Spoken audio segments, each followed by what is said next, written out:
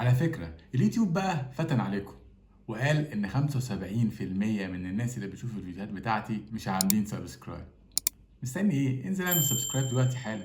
اهلا بيكم في حلقة جديدة من هجرب واقول لك. حلقة النهاردة مناقشة، حلقة النهاردة مدندشة، حلقة النهاردة مفرفشة. بقول شعر. ليه كل ده؟ علشان حلقة النهاردة فيها حاجة كلنا بنحبها قوي في الصيف. حلقة النهاردة عن الايس كريم. هنجرب النهارده 10 اطعمه من نوع ايس كريم واحد وهو وندرفيل. وعاملين كده شغل كده ايه عالي بقى، شغل فنادق، طبق فيه تلج وجوه الحاجه عشان ما تسيحش، عشان ما تاثرش على التذوق.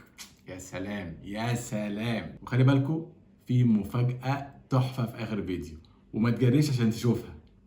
خلينا نجرب اول طعم معانا وهو بالكوتون كاندي، غزل البنات. ازاي ده شكله؟ خلينا ندوق.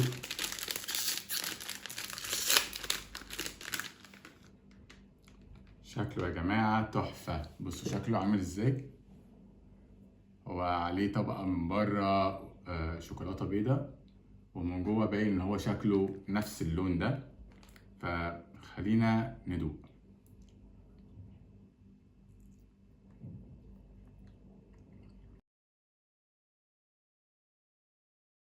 طيب، غزل البنات طعمه فيه باين جدا.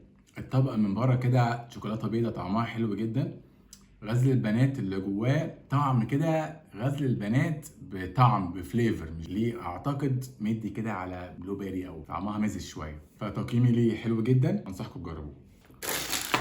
نوع الايس كريم التاني هو بسكوت بالكراميل. ترى طعمه هيبقى حلو ولا لا؟ ده شكله عليه كده بسكوت وعليه اعتقد هيبقى فيه حتت كده كراميل، مش طعم بس فليفر. هو مكتوب عليه بسكويت بالكراميل مع صوص البسكويت وقطع البسكويت، يعني في فعلا قطع بسكويت. خلينا ندوق. بس العصايه في انهي حته عشان مينفعش يعرف. ده شكله شوكولاته برضو بيضه من بره، بس عليه حبيبات كده بسكوت. متحمس له جدا، ده شكله هيبقى طعمه حلو جدا.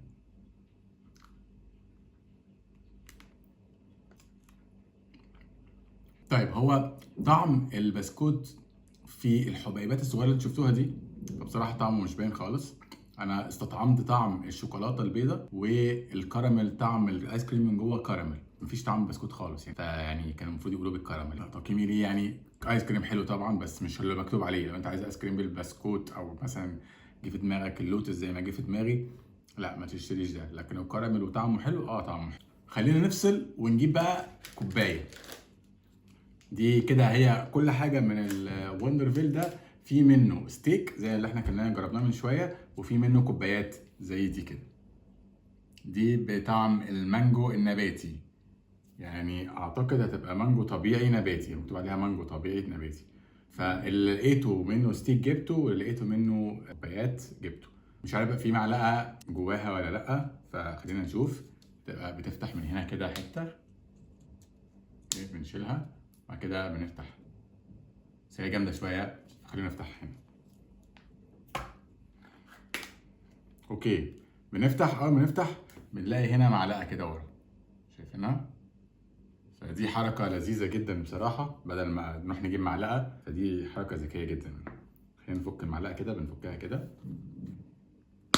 تبقى معلقه لذيذه. فدي طعم المانجو الطبيعي النباتي، مفيهوش اي مفروض اي حاجه، يعني هو المفروض مانجا بس. فخلينا نشوف مانجا ولا مش مانجا. ده شكلها من جوه قبل ما ندوق. خلينا كده ناخد حته. بصوا، هي فيها طعم المانجا بس ما ودانيش لحته مختلفه عن الطعم العادي بتاع المانجا العاديه اللي احنا بنجيبها، كرافاليتا او ايس كريم مانجا جبناها، او حتى الستيك المانجا اللي هو بيبقى، اللي هي لو مش عارفينها هحط صورتها هنا. دي كده تبقى ستيك كده فيها مانجا زي ميه وسكر وطعم مانجا. فيعني ما ودتنيش في حته، طعمها عاديه، فلا ما عجبتنيش. ممكن اجيب التانيه. شوف الطعم اللي بعده. مكتوب عليه ان هو بالفانيليا مع صوص الكراميل وقطع اللوز. طبعا انا جبته عشان اشوف قطع اللوز، هل فيها قطع لوز فعلا ولا زي البسكوت. ده شكلها من بره. تمام. فخلينا نشوف. وده شكلها من جوه. اتوقع قطع اللوز في الحتت اللي بره بس، زي ما انتم شايفين كده فيها قطع لوز من بره، فاتوقع فيها قطع لوز بس، وهي فانيليا من جوه وشوكولاته من بره. فخلينا نشوف هتقول غير كده ولا اللي انا توقعته صح. لا بصراحه عجبتني جدا، وهي طعم الشوكولاته بتاعتها حلو قوي، والفانيليا من جوه طعمها حلو قوي، وفيها صوص كراميل جوه، فالتوازن بين الثلاث حاجات دول تحفه. بس اللوز اللي هم قال عليه ده موجود في القشره اللي بره زي ما شفنا كده اللي في الشوكولاته اللي بره. فيعني اجيبه ولا لا تاني؟ ممكن اجيبه، طعمه حلو صراحه. يلا نشوف اللي بعده. ده بالكراميل المملح. احنا لسه دايقين واحد بالشوكولاته وكان جوه فيه كراميل، وكان فيه واحد نفس اللون ده بالبسكوت والكراميل. فتعالوا نشوف في فرق بينهم ولا لا. ده شكله برضو. يلا بينا ندوق. صراحة أنا كنت متوقع إن هما يبقوا مختلفين بقى وتحفة. سعر الواحدة من دي كله أيا كان إيه هو ب15 جنيه. فكنت مستني فرق، فتعالوا نشوف ده هيبقى فيها فرق ولا لأ. برضو عليها نفس الشوكولاتة من بره البيضة، والآيس كريم من جوه لونه زي بني كده شوية. فتعالوا ندوق. طيب هي الشوكولاتة البيضة اللي بره فيها سنة كراميل. الشوكولاتة البيضة ذات نفسها أنا كنت متوقع هتبقى شوكولاتة بيضة زي اللي قبلهم، بس من جوه كراميل بس. انا ما حسيتش اختلاف عن اي كراميل، بس هي طعمها حلو جدا. هي حلوه نجيبها، نجيبها. بس انا دلوقتي بقارن بينهم وبين بعضهم، وهل في فرق بين الكراميل اللي بره ولا لا؟ هي في فرق بين الكراميل اللي بره، طعمها حلو كده، والكراميل الغني اللي هو تحس بكل طعمه كراميل كده وحلوه، مش طعم هادي، لا حلوه جدا. طيب نيجي لكوبايه بعد كده. ده طعم انا كمان بحبه بالذات، ايس كريم زبادي توت. شكله كده تمام كده اهو. فيتفتح برضو فيها معلقه زي الكوبايات اللي فاتت. خلينا نفتحها.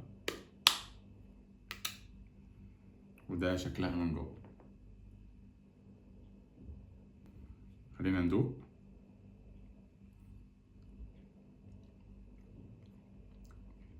واو، مش عارف هتبان ولا لا عندكم، بس هي فيها حته توت كده، طعمها يا جماعه تحفه تحفه. فيها قطع توت حقيقيه، يعني فيها قطع توت في بقي دلوقتي. فهي لا تحفه تحفه.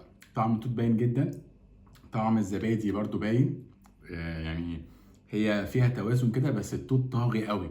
لان اول حاجه استطعمتها في بقي التوت، بعد كده ابتدى يخش الزبادي مع التوت برضو لسه موجود. فهي حلوه جدا.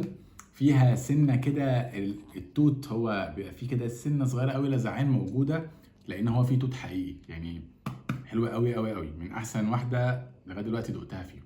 فاضل 4 أطعمة. بفكركم بالمفاجأة في آخر الفيديو، ما تنساش. اللي بعده بيربل كوكيز. مش عارف هيبقى بايه، بس يعني هو واضح ان هي بشوكولاته من بره وعليها كوكيز، وجوه لونها موف اللي هو اللون البيربل. فتعالوا نشوف بتقول ايه. زي ما توقعنا او مش توقعنا، زي ما شفنا في الصوره، هي من بره شوكولاته بيضاء فيها كوكيز، ومن جوه باين ان هي لونها بيربل. يا لهوي، وقعت حته شوكولاته وقعت على الانتريه.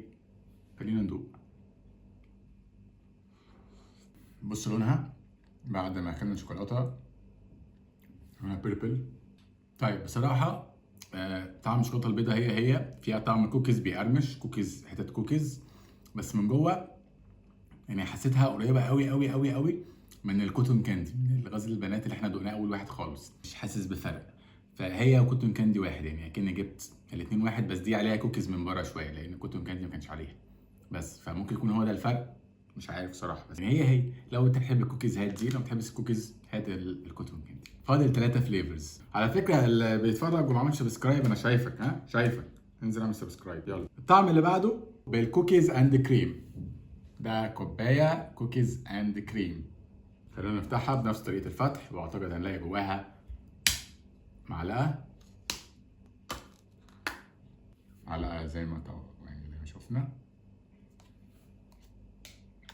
وده شكل الكوكيز اند كريم، عليها كده شوية كوكيز من فوق، او زي يعني مش عارف كوكيز ولا بسكوت.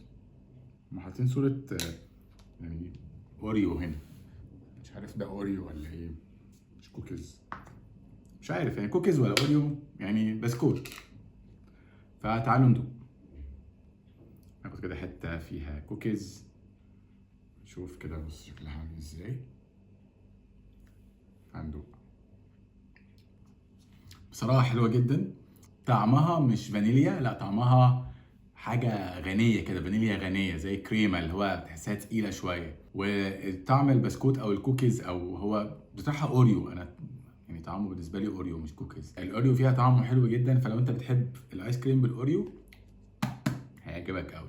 ونيجي للي بعده. اللي بعده بقى مختلف عن اللي احنا كنا بنشوفه كله، ولا ستيك ولا كوبايه. ده ساندوتش، ايس كريم ساندوتش بالبسكوت المكرمل. ف هيبقى شكله كده، معرفش هو يبقى نفس طعم البسكوت المكرمل ولا لا، بس هو ويتش. خلينا نشوف وندوق.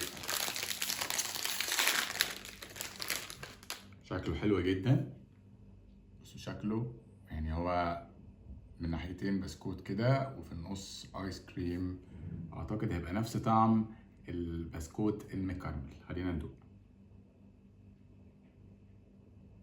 بصوا بصراحه انا دقت قطمتين عشان انا حسيت طعم كده، حاسس البسكوت عليه قرفه، طعمه حلو جدا، بس العيب ان البسكوت طاغي قوي على الايس كريم. الايس كريم ساقع قوي فطعمه مش حاسه شويه، فده اعتقد يعني مش عارف يعني معناه ان هو الايس كريم الفليفر بتاعته هاديه شويه، او البسكوت يعني الفليفر بتاعته اعلى. فانا حسيت بطعم البسكوت وجواها حاجه ساقعه باكلها ايس كريم، بس بطعم ايه مش باين قوي. عشان كده دقت مرتين. حلوه حلوه، طعم البسكوت حلو وجواها حاجه ساقعه ونعيشه زي ما قلنا. مش عارف اشتري تاني ولا لا. لا حاسس الستيك والكوبايات احلى. ونيجي لاخر واحد باللبان بالبابل جام. على فكره في من كل فليفر من دول او من كل نكهه من دول، في منها ستيك وفي منها كوبايه وفي منها الساندوتش ده على ما اعتقد. يعني انا بدور كده لقيت مثلا من الساندوتش ده من الفليفرز اللي احنا دقناها دي. معرفش بقى مطبقين على كل ولا لا، بس اعتقد عليه شوكولاته بيضاء من بره برده، وشكله من جوه بينك. نوريكم من جوه برضو. بصوا مبدئيا يا جماعه يعني هو كان سايح شويه، معرفش ايه اللي سايحه كده، سايح من فوق كده، فخلينا ندوق مش مشكله. بصراحه يا جماعه طعم اللبان فيه باين جدا، طعمه حلو قوي. يعني هو الشوكولاته اللي بره البيضه نفس طعم بتاعه الغزل البنات، بس ده اللبان كده تحسه يعني ليه شخصيه كده. ده البان كوتون كاندي او غزل البنات ده يعني مش عارف هو بطعم ايه، غزل البنات بتعمل ايه يعني. لا ده احلى، ده احلى بكتير قوي، عجبني. ودلوقتي هنعمل المفاجاه اللي قلنا عليها في اول الفيديو. المفاجاه هي ان احنا هنعمل الترند الجامد قوي، رول ابس. رول ابس ده شكله اهو. اللي مش عارف ايه رول ابس ده ترند كده طالع، حاجه زي حته جيلي هنشوفها مع بعض دلوقتي، وبيتحط عليها جواها ايس كريم، ولما تتقفل بتجمد. هنشوفها مع بعض دلوقتي، تعالوا نشوف. هي في منها طعمين، واحد بالفراوله واحد بالتروبيكال او فواكه الاستوائيه او مشكل فواكه، ده المشكل. فاحنا هنجربه مع الايس كريم لسه مجربينه اللي طعم المانجا، علشان فاكهه وفاكهه يعني لازم نستخدم ذكائنا كده.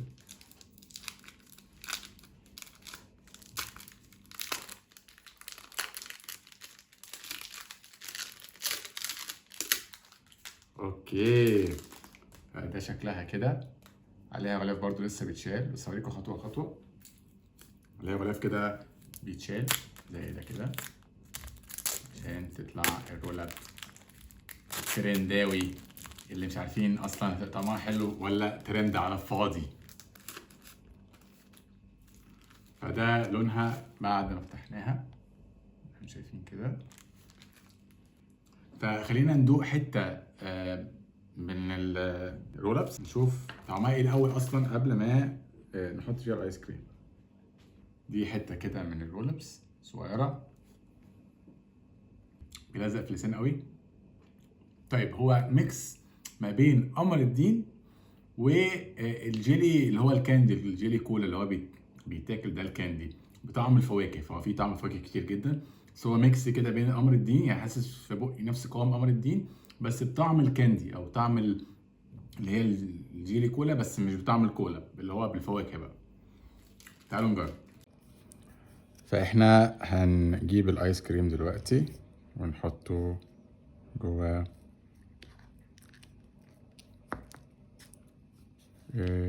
نجيب سكينة كده ننزل بيها ونحط ايس كريم تاني. هو المفروض كمان شوية بقى هيبقى جامد قوي.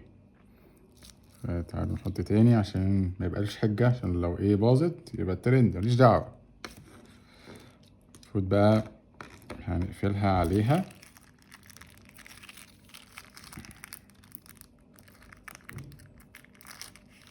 مش هتتقفل.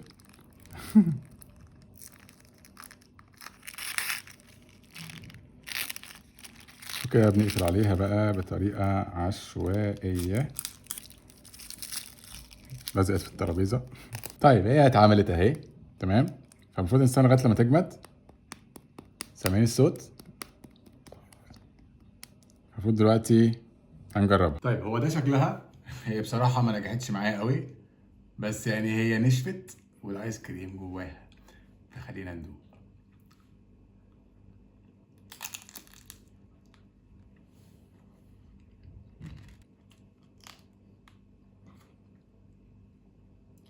طعمها حلو قوي يا جماعه. طيب زي ما انتم شفتوا هي ما نجحتش قوي معايا بصراحه. ليه؟ لان غالبا الرولابس ده ساح شويه، بس هو الهدف منه لما تحط فيه الايس كريم ونقفل عليه الايس كريم المفروض بيجمدها قوي ويخليها كرانشي كده. فانا لما اكلتها عملت صوت كرانشي، معرفش سمعتوه ولا لا، بس هو عملت نفس الصوت. فهي يعتبر نجحت 70%. لو عجبتك انزل تحت اكتب في الكومنتات انت جربتها ولا لا. وبكده احنا وصلنا لنهايه حلقتنا. لو عجبتك الحلقه ما تنساش تعمل لايك وشير وسبسكرايب زي ما اتفقنا في اول حلقه. انت المفروض عملت سبسكرايب من اول الحلقه، ولسه ما عملتش انزل اعمل سبسكرايب دلوقتي، واكتب لنا في الكومنتات نفسك تجرب ايه تاني وهنعمله على طول. وبس كده، سلام.